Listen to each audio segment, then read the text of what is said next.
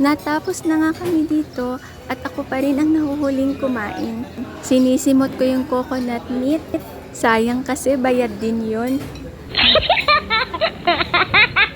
Na-take out namin yung mga natira naming foods. Pang-ulam pa namin ng dinner.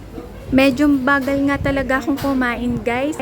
Paunti-unti lang lagi yung subo ko and pagngunguya ko. Kaya lugi talaga ako kapag eat all you can.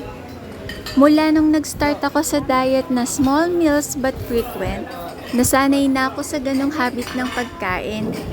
Kala ng iba nakakadami na ako ng foods ang hindi nila alam, mabagal lang talaga akong kumain. Lalo na may suot akong splint, mas lalong nabagal kumain. Sobrang sulit yung meals namin dito sa Gilbert's Place Restaurant. Mabubusog kayong talagang lahat.